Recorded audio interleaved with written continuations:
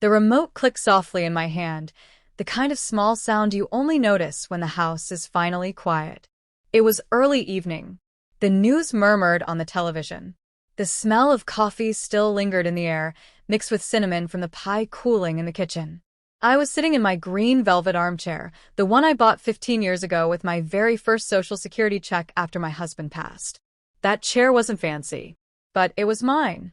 This hour was mine too. The only hour in the day when my joints stopped aching and no one needed anything from me. Then the front door slammed. I didn't turn my head.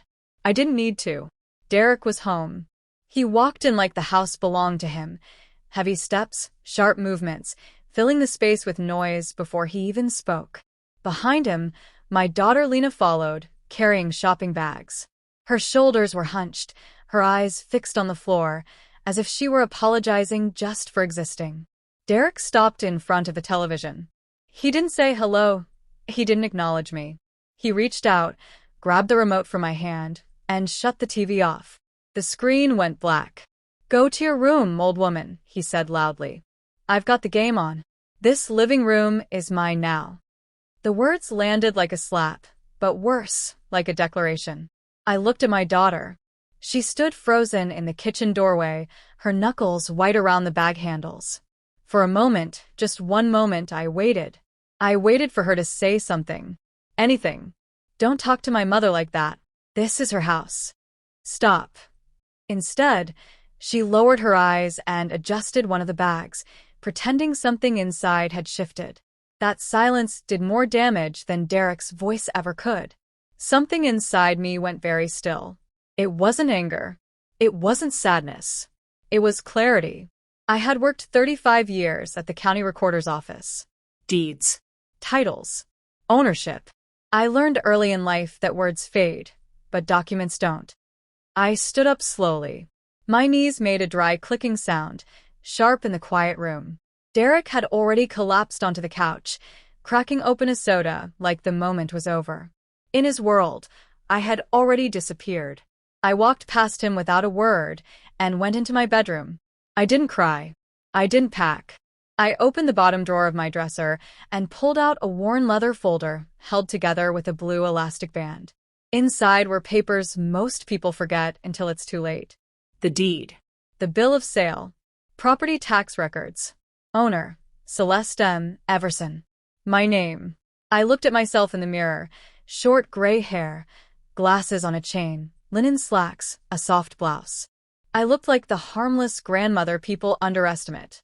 That had been my greatest advantage. I slid the folder back into the drawer, picked up my keys, and walked back into the living room. Derek didn't even look at me. "Taking a walk?" he sneered. "Don't get lost." I didn't answer.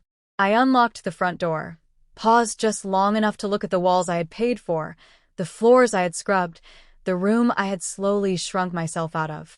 Then I stepped outside. I closed the door quietly, firmly, like placing a period at the end of a sentence. I spent the night at a downtown hotel, not because I had nowhere to go, but because I needed space to think clearly. That night, I made one phone call. "Andrew," I said when he answered. "I need to evict 2 tenants." There was a pause. "Celeste," he said carefully, "you live with your daughter and son-in-law." Exactly. The next morning, legal notices were prepared. No lease, no rent. For years of temporary living that turned into entitlement. 30 days. By noon, a junior associate in a crisp suit stood at my front gate, documents in hand. By evening, my phone was blowing up. "Mama, what is happening?" Lena cried. "The internet is off. The card won't work. Derek is furious." I listened quietly. Then I said, "Read the notice." "What if he leaves me?" she whispered.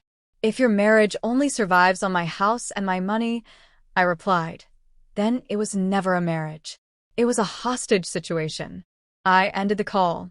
The next day, we met at my attorney's office. Derek stormed in, all confidence gone, anger barely hiding fear. "We have rights," he shouted. "We lived there." I slid the deed across the table. "My house," I said calmly. "You lived there by permission. Permission has been revoked." He laughed bitterly. You think turning off the internet gives you power? No, I said. The law does. Then the truth spilled out. No savings. No investments. Just debt. The cards maxed out. Lies stacked on top of lies. Lena read the papers and finally saw what I had quietly known. Derek wasn't a provider. He was a parasite. The room fell silent. 30 days. No utilities restored. No money. No arguments. Only deadlines. On the 30th day, I wasn't home. I was at a spa, drinking herbal tea, while a moving truck pulled away from my driveway. Roman called. They're gone. Keys returned. Inventory complete. I thanked him and hung up. That evening, I returned home. The house smelled stale, like a place that had been holding its breath. I opened every window. I mopped the floors. I repainted the walls a warm peach. I placed my armchair back where it belonged. And when I finally sat down, the silence didn't feel empty. It felt earned. Weeks later, Lena came by. She knocked, like a guest. I rented a studio, she said. I pay for it myself. I nodded. That's adulthood. She smiled faintly. I used to think your no meant rejection. Now I know it meant survival.